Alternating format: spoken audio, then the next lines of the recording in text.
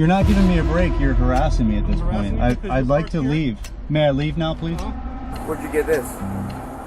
That's issue 2. Federal Bureau of Investigation badge? I do feel like I'm being detained. Am I being detained? Am I being detained? You're the one who called me here, so... Call 911. I need medical attention right now. Unlock me. Hey, turn around. Let me see your hands.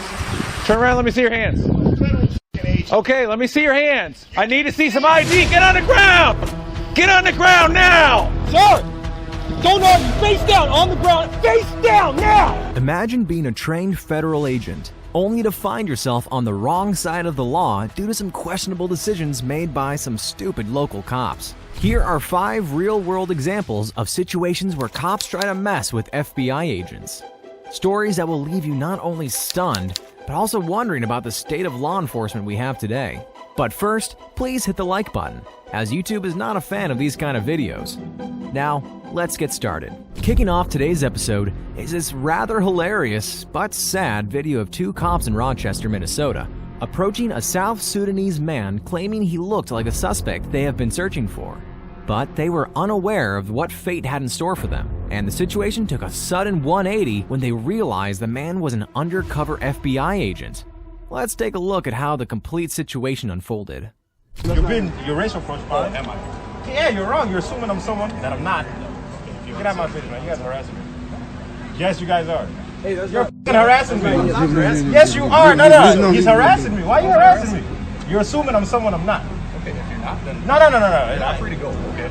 Oh, am I being detained? Yeah, you are. For what? Because I think you have a warrant. You think? Yeah. That's an illusion. That's an illusion. You think? All right. Stand up with your hands, guys. I'm not. For what? I don't have a warrant. You're very wrong. Let me get this straight. So, our 2 wise cops here think that the guy is a suspect because he just happens to look like someone who committed a crime. A hunch, you could say. Not to mention the fact that the guy seemed pretty confident that the cops had him wrong and went even a step further, accusing the overzealous cops of racially profiling him. What makes it even more shocking is that these dum-dums also believe that that's enough to detain him. Don't these guys know anything about the law? Remember, the law requires cops to have reasonable suspicion that someone has committed a crime. And oh look, what do we have here? Must be based on more than a hunch. What this means is anything these cops did from here on was way beyond legal and was unconstitutional. I don't have a warrant. You're very wrong. No, you are wrong. What do you mean if you're wrong? You're wrong. You're wrong. Alright, this is the second time I'm hearing this from the officer. If I am wrong, I am wrong? Think about it. It's one frightening statement that's both unprofessional and dangerous at the same time. If officers start throwing such excuses and logic in situations like these, you can only imagine what they would do if the stakes were high. This could easily turn out to be a nightmare for someone, if you ask me. I didn't do nothing. For what? For what? Can you tell me for what? For what? I'm under arrest for what? No. If you got the wrong guy, I'm suing all of you guys. Let me get your card. Can I get your card? Can I get your card? Okay. I'm not standing up front. Listen, I'm not under arrest. I don't have a warrant. I don't have any. Unfortunately for the cops, the encounter was filmed on a cell phone camera, and we can see how the man repeatedly kept calling them out on their mistake and pointed out that they didn't have a warrant to arrest him. Something these cops should have known already. But then, things quickly escalated when one of the officers tried to grab him. Hey, yo! Hey, officer, listen. No. Matter of fact, look at my ID. He got the wrong guy, I'm telling y'all. Several voices can be heard in the background, and it seems like they know the man and are telling the officers that they made a big mistake and they got the wrong guy. You guys do got the wrong guy. You guys are f***ing stupid. That's not you. You guys are racial profile thinking I'm somebody. Take some sir. cuffs off. You guys really had nothing else to go to college for but be a cop and harass me? To assume I'm somebody I'm not? My ID's in my back pocket. After the arrest, thinking it was a run-of-the-mill situation, this officer finally decided to follow up on the guy's request to check his ID. Watch how funny this is. Little does he know, he's in for a shock. Oh, what does that say? What does that say? Oh! Wrong guy. Oh! Wrong guy. Oh my God! Turns out, the person in cuffs is not just any suspect. No, it's an FBI agent. Right here in the middle of a local law enforcement activity, and these cops are in big trouble. You can only imagine the cop's expression, utter shock. It's not every day you arrest someone and they flash an FBI badge in your face. Just notice how this arrogant cop shifts from constantly establishing direct eye contact with the supposed suspect to avoiding any eye contact entirely after inspecting the ID. No, get the f off me, dude. Get off me, dude. Bro, you Matter of fact, I need our cards. I need your supervisor over here. Call your supervisor. Call your supervisor. The agent goes on to reasonably explain the whole situation to the supervisor, who clearly looks uneasy at this point and is desperately looking for the nearest exit. Sir, can you please come here? Are you the supervisor? These guys are racing for following me. They assume I'm someone that I'm not. I told them I'm not who they think I am. And they said, nope, you are. I'm positive you are. But as soon as the agent demands their IDs, he showed his true colors. I need their cards. I need your card. I need your card. I need your supervisor. No. Yes, I request your supervisor. Why is that? Bro, that was fucked up. You guys work for us. No, they serve the people. Yes, I'm the people. You guys serve us. So That's because they're corrupt as fuck. I would like your supervisor. Okay, I would like your card. Yep. And I'm gonna follow the report on you, and you. Instead of owning up to his men's mistake, as he should have, the supervisor chose to defend their actions, giving flimsy reasons for the whole screw-up. Get them in, Sarge, will you? But seeing he had no choice but to obey the agent's demand, the IDs came out. First the supervisor, and then the two geniuses who started this whole fiasco. Is that how you guys work nowadays? You assume someone is someone and that's it? That's all you guys need? Yeah? Oh my God, what is American game? Guilty and cocky. It's a hell of a dangerous combination, folks. It's cops like these who sully the good name of the entire law enforcement agencies. Instead of admitting his fault, which he should have rightfully done, all we see here is a man who doesn't have an ounce of regret. Shame on you, officer. But then again, what can we expect when you're led by such supervisors? I will make a complaint on all three of you guys. That's fine. Do your job better. So if you want us to make a complaint, you can go make it. I will make a complaint. All right. Believe me. See what I'm talking about? All I can say is that the entire event was nothing but a poor show of unprofessionalism and a lack of A, B, and C's of basic law knowledge shown by these foolish cops. As far as silver linings go, at least no one got harmed in this case, which is more than I can say for this FBI agent here. You run your body cam? I am now, because I don't know how legit you are at the moment. It's okay. Special Agent Haddon. The FBI. Okay. You got that on body cam? I do, but I don't understand what the problem is with you meet me at the office. I'll talk to the U.S. Attorney's Office about it.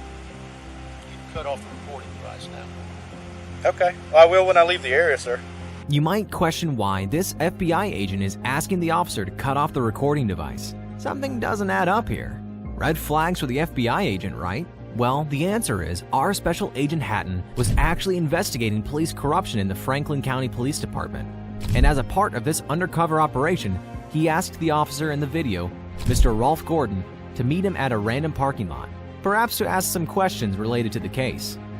However, the officer didn't like the fact that the agent called his personal phone number instead of taking things through his office and grew skeptical of him despite the agent's disclosure of his credentials. Hey, TJ, this guy is telling me to turn my body camera off and telling me he's going to contact other people to get involved with this. Let me get his tag number real quick. He's got a radio and he's got credentials. Franklin, does that come back to any government agency? It just says Visa's Advanced Wiring Company. Do you work for a wiring company? Further. It's a covert vehicle, sir. Did he seriously think it would? Of course, it's a covert vehicle. What kind of undercover FBI agent would drive in an FBI-registered vehicle? I do feel like I'm being detained. Am I being detained? Am I being detained? You're the one who called me here, sir. How did you get my phone number? I can't do that. That's a pretty dumb thing to ask from an FBI agent. Hey, if an FBI agent is investigating you, rest assured he knows your number, your address, your affairs, your wife's affairs. Hell, he might even know your breakfast, lunch, and dinner patterns, including what types of boxers you like to wear. It's also important to note here that Agent Hatton had valid reasons for seeking such an informal meeting with Deputy Gordon, as revealed later in the interaction when Agent Hatton subtly hints at his potential involvement in a more extensive inquiry into the sheriff's office that goes beyond the scope of the deputy's citation while conversing with his supervisor. You can't call anybody in the PD because the PD is just here backing this guy up. It's Franklin County that's holding him. So you have to call the sheriff to let him know that his deputies have been stopped here and are holding me. He's going to ask why. You're not going to be able to tell him. The plot thickens. Anyway, the officer later goes on to detain him, giving sloppy reasons like, "Oh, I don't trust you being an FBI agent, and you are being uncooperative," when in truth, he was the one who denied checking the agent's registration. Hey, you are detained at this time, sir. Hey, I don't think this guy's legit, man. But you're being very uncooperative with me. You asked me to come up here. You called my personal cell phone number. You can't tell me how you got it. Your vehicle's coming back to a wiring company, not the FBI. It's a covert vehicle. Okay. You Dude, get would mad you like at to see some registration? you get mad at me because I turned my body camera on, Would you like to see some registration? and you know a lot of stuff about me. Would you like to see the registration, sir? I don't really want anything from you at this point. My supervisor's on the way. Excellent. Uncooperative? Really? First, do your job as an officer. As the dilemma continued, Agent Hatton even showed his license and his badge for the second time to Officer Gordon, but somehow, Gordon remained unconvinced. Eventually, multiple supervisory officers arrived on the scene, but they were even worse than Officer Gordon and decided to arrest him and put him in the back of the patrol car. Not only this, they even decided to not roll down the windows or turn on the AC, and given the hot day in Florida, it was only inevitable that things didn't go well for Agent Hatton. Yes, sir. There, brother. Okay. All right, I'm turning it on right now. Open the door. I can't breathe. Sir, I can't open the door. You're being detained right now. As time passed, the agent started complaining, and in spite of his repeated plea, the cop continued to ignore him. You're burning me up, brother. I had the defroster on. No, you didn't. Brother, I need air. God almighty. All of a sudden, they receive a phone call that should put the entire event to rest. 33, go ahead.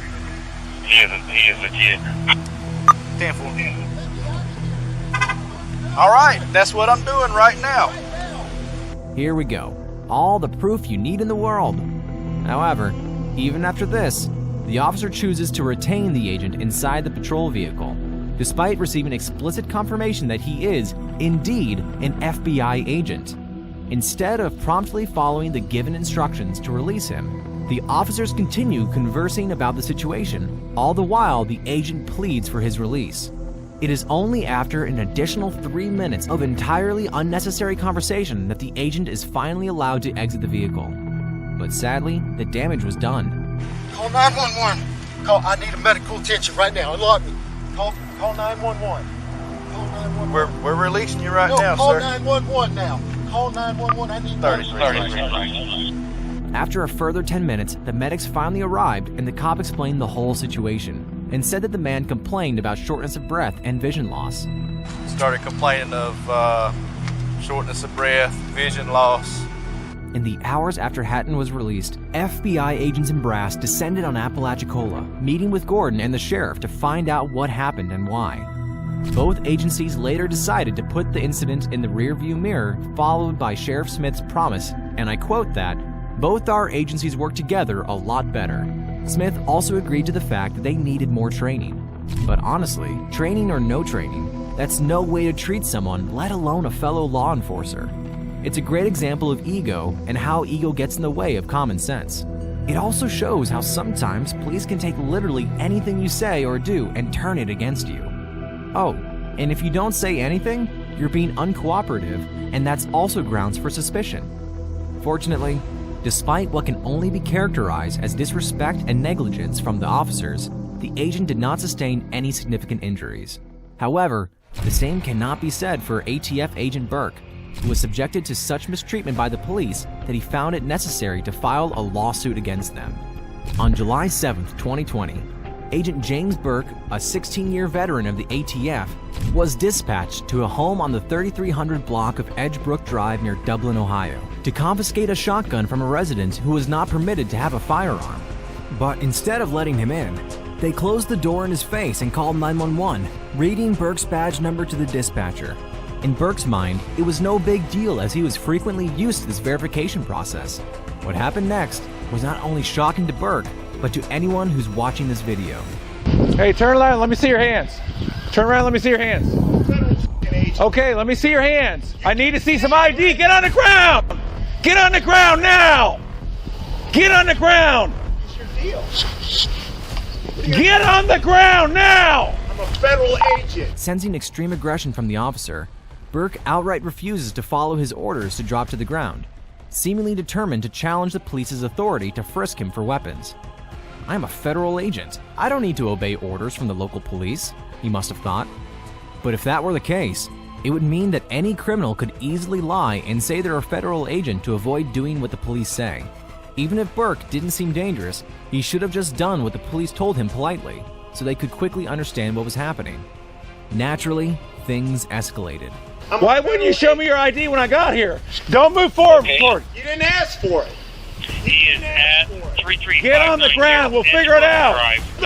Reacted. I'm not overreacting. We got a call that someone's impersonating a police officer out here and doesn't have ID. No kidding, because she doesn't want to open it. Okay, get on the ground so I can find out who you are. It ain't happening. Okay, fine. Fine. Do you find I think I'm a police officer or something? What the heck's the matter with you? Who do you think you are? Get on the ground. I'm not getting on it. Jump for things. I'm not getting 91.7, I'm pulling up. I got my ID. Do not reach for your waist. Despite Burke's best efforts to prove his identity to the officer continued to remain hostile and keep his gun drawn. Once the second officer arrived, the situation took a turn for the worse for Burke. Sir! Don't argue! Face down! On the ground! Face down! Now! Running out of corners, he had no choice but to comply with the officer's demands. The officers kept their firearms drawn at Burke for over 90 seconds before they very aggressively placed him under arrest. All the way. You got my IDs right here, left pocket. Left pocket. And we're gonna put your arm on your back. Wait a second. Do not resist. I'm not resisting. You're acting like a No, moron. Wait a second. Wait a second. Wait a second. No, don't do this. Wait a second. I got a medical condition. Get my license out of my pocket. We're getting you secured first. Please, wait. No. Hold on. I'm hyperventilating. Please, sir. I'm not. Stop resisting Would you now. please get my ID out of my left pocket? Stop I'm resisting. begging you. My wife, please. It's right here. Resist. Please get it. I got one cuff on. Get Sir, your help me out. Just hold me up. Sir, I can't do Check this. up. Sir, Stop resisting now! please help me. But wait, the show isn't over yet. Apart from the uncanny aggression, these cops left no stone unturned in bullying Burke. During the forceful arrest, they repeatedly used a taser on him despite him being face down on the ground and not putting up any resistance. Please, Joe, get your taser out. My taser. Get federal your taser out. friend. Get your taser out, Joe. No, don't do that, please. Don't make me tase You're gonna you. get tased. Ow, don't do that. Okay. Here. Get him cuffed. Get him cuffed. It is cuffed. Get him cuffed. Get him cuffed. In pain, Burke continued to tell the officers that he was a legit ATF agent out on a case and his ID was in his pocket. Regardless of the confirmation, the officer continued with the arrest and put him in the back of the patrol vehicle. Why would you make us do this? I didn't want you to. I wanted to. Wait. No, you knew what you were doing. Sir, calm down. Relax. Sir, hey, guys, please, just talk to me for 1 second, please. Get in the car. No, We'll wait. talk later. Sir, wait. You had your chance. No, I was trying to give you my creds. You didn't No, let me show you them never to you. once tried. I did. Get in the car. Wait. Now! Have a seat. Please, wait. I gotta breathe. Okay, please, you sir, can- let you me can breathe. sit down and breathe. Let me breathe. I have a medical condition. We're going to get air to you. Get your No, legs no. in. Get your Sir. legs in. We're closing this door. The cops then forced Burke into the vehicle, ignoring all his pleas and explanations regarding his medical condition. I need air. Squad, roll this Sir, please, call an ambulance. I'm asking for an ambulance. Okay. You're an idiot! For crying out loud, you're a cop, you're not an ass. No, heck's the wait, matter I with you? can't. You're fucking my head up. The seatbelt's in place. Please. Still rolling out 161 in our partner, Sawmill. Why would you act like this? I didn't act anyway. If you are a real police officer, you ought to be ashamed of I yourself. was trying to give you my creds. After about an hour, Burke was released without any charges. Later, Burke decided to file a civil lawsuit against the Columbus Police Department and the 2 officers involved in the incident, accusing them of use of excessive force and unlawful arrest. It was also reported that the trauma had such an impact on Burke on both physical and psychological levels that he has since moved to an administrative role within the ATF instead of field work. Our thoughts on the matter? Well, as evident from the footage without a shadow of a doubt, the officer's behavior is anything but constitutional in this case and screams of aggression. But to give them a little benefit of the doubt, honestly, both parties involved are guilty to some extent, and Burke could have easily handled the entire altercation much more maturely by just agreeing to just surrender peacefully in the first place. For sure, a lot of drama could have been avoided. Don't you agree? Speaking of drama, get ready for the next one, as it's full of it. Though the man involved here is not from the FBI, but does have an excellent understanding of the law and is here to show how foolish and corrupt these cops can be. Mac Proctor, this guy, was parked in a private parking lot, patiently waiting for his takeout order while he is also on his delivery driver shift. Although his vehicle wasn't in an official parking spot, it wasn't obstructing traffic flow, and Mac had briefly left it unattended for about 2 minutes in order to pick up his food. Upon returning to his vehicle, a police officer approached him and claimed he was breaking parking regulations. All right, Mr. Proctor. That is your last name. Everything okay? Do I need to answer any of your questions? You don't have to answer anything, dude. Okay. You don't have to. I can stand here all day. I get paid either way. Can you go ahead and finish your job so I can carry on? What's it with the anger, dude? I'm not angry. You're not angry? You always talk to everybody like that? I'm not angry. Oh, okay. I just want you to go ahead and wrap things up, please. Oh, okay.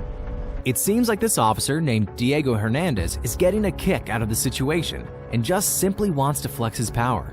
It is true that in most cases involving cops, citizens get intimidated and reel back, giving a psychological upper hand to cops, with this cop thinking they have all the power in the world and are in complete control of the situation. So it's no surprise that Hernandez here was taken aback by Mac's composure and his intelligent know-how of the related law. Mac knows that he has the absolute right to remain silent in response to the officer's inquiries, especially those that have no relevance to any criminal proceedings. All right, well, I'll give you a break on it, but you know what I'm saying? This isn't a parking spot, okay, dude? You're not giving me a break. You're harassing me at this point. I'd like to leave. May I leave now, please? Well, do you understand? Am I being detained? Yes, you are. Okay. All right. So do you understand why I stopped you? Do I need to answer any more of your questions? You don't have to. Okay. Okay. But then again, I could do this all day too. Hernandez sure has a lot of time on his hands if he is willing to do this all day. Hey, Mr. Serve and Protect, don't you have bigger priorities like actually stopping people from committing a crime? Well, this proves that we judged him correctly. He does like to flex his power and bully people. I'd like to leave. May I leave now, please? Mr. Proctor, would you like to leave? Do I need to answer any more of your questions? Hello. No. Didn't he say a while back that he was detaining Mac? Jesus Christ, make up your mind already, officer. I'm not the one that's acting this way, okay? I'm just asking you to do, I'm trying to give you a break here, all right? I prefer you just write me the parking ticket and let me go. Right, okay, okay. Hernandez proceeds to complete the process, but comes back again giving excuses like they have to wait for another guy to come and write the ticket. Having nothing else better to do, the officer tried to have one final crack at Mac. Hopefully I'm not keeping you from anything, am I? I don't like talking to you. Is everything okay? Is there any other issues or anything going on that I should know of? Do I need to answer your questions? You don't have to answer anything, but I'm concerned about your well-being. Is there something wrong? Do I need to answer any of your questions? Well, if there's something wrong, it would be nice, yeah. Do I need to answer any of your questions? You don't have to talk to me, I'm saying. I'm just concerned about your well-being, that's all I'm saying. Usually we don't get people hostile. I've not been hostile. Okay. Oh, usually we don't get people wanting a ticket. You know what I'm saying? I'm going through all this. I could be having my lunch right now. And you too. I have to really give to Mac for displaying such calm and collected demeanor while Officer Hernandez bombarded him with all those irritating and nonsensical questions. Hey, Mr. Proctor, can I give you your stuff so you can leave? Can you? I can, but you're the one. I would have let you go a long time ago. What do I need to do for you to hand me my documents so I can I'll leave? give it to you right now. I just want to know that, you know, so you're okay, because usually I don't get people all this. What do I need to do for you to hand me my documents so I can be on my way? You're okay. I don't need to answer any of your questions. Hey, there we go again. Jesus Christ. Now, this is a guy seriously getting on my nerves. What is he, 12? I'm trying to say that... You're trying to display your power to me right no, now. I'm concerned about it. Is it a problem to be concerned about another human being? You have no reason to be concerned about me. So it's okay then. You're okay then. You can hand me my documents and I can be on my way. Or we can... Okay. So if I hand you your stuff, you'll be fine and taken off and you're not angry, right? Ah, the ever-wise Mac. Realizing he is not going to win this battle of wits or the law, the officer had no option but to let him go. But I'm going to take a chance on you, right here. Mr. Proctor, everything's cool, all right? We're blocking traffic here to your stop. All right, hopefully you have a good day. Everything works out for you, all right? Am I free to leave now? Yes, you are. Could you please step away from the vehicle? Yes, I will. You have a good day. Mac was eventually allowed to go without any further problems. However, this whole incident raises some concerning questions. Why did he encounter additional issues just for exercising the Fifth Amendment? Moreover, it's quite strange that this interaction occurred at all. If Officer Hernandez had noticed Mac's vehicle obstructing traffic, wouldn't it be a wiser thing to just request him to move it out of the way? But no, he had to show his authority and had to bully him. Kudos for Mac for not entertaining him and showing him the doors as he rightfully deserved. Not to mention the fact that this whole incident just proves to all of us how important it is to know about the law and handle such situations if you ever land in one. How important is it? Let's find out in the next case where a bunch of cops arrested an ex-FBI security contractor solely for the reason that he just didn't know the law enough. How you doing, sir? Good. All right. What's up? Deputy Turner with the Sheriff's Office. The reason Okay. I'm stopping you is your plate's obstructed. Yeah. Whatever that thing's got, you got to take it off, okay? Okay. It's got to be visible within a certain distance. When you went to driving school and a cop pulls you over, what'd they tell you? Oh, you pull over when it's safe to do. No, you pull over immediately. Okay? Let me tell you this. Now, you pull over immediately. Sure. Because I don't know what you're doing inside this car. Sure. Hiding guns. You know what I mean? Officer safety is number one. Kinda ironic when he mentions things like safety and pullover protocols when the cop himself has no idea about the law and is lying right off the bat. You see, there's no strict requirement to pull over immediately for various reasons, including traffic obstruction and safety concerns. It's advisable to pull over as soon as it's safe to do so, prioritizing safety above all else. Also, if you find yourself in an area that feels unsafe or you're unsure whether the vehicle behind you is a genuine police car, you can activate your hazard lights and drive cautiously to a secure, well-lit, and populated area. Imagine slamming the brakes right in the middle of traffic or getting robbed, or worse, assaulted by fake cops near a dark alley, something a cop should be well educated on before he starts throwing misinformation. But this is not the end of the cop's lies. So who are you? Former NDOC, and I used to work security at Harris. Oh, okay. I'm a contractor. Yeah. Okay. Do you have insurance on this thing? My partner, huh? Do you have insurance on this thing? Yeah. Your partner or what? Now my partner called me. I'm a contractor with Southwest Gas. Mm-hmm. So I got to go over there and get him logged into his computer. No guns inside the car? Nah, no phone. Okay. Fast forward to a few standard questions. The cop begins to ask more targeted and detailed questions, attempting to discover evidence or information that could potentially incriminate the guy. What do you got right there up front? Oh, that's a siren. I contract security. You contract So some of the work I require to have a siren. Turn it on?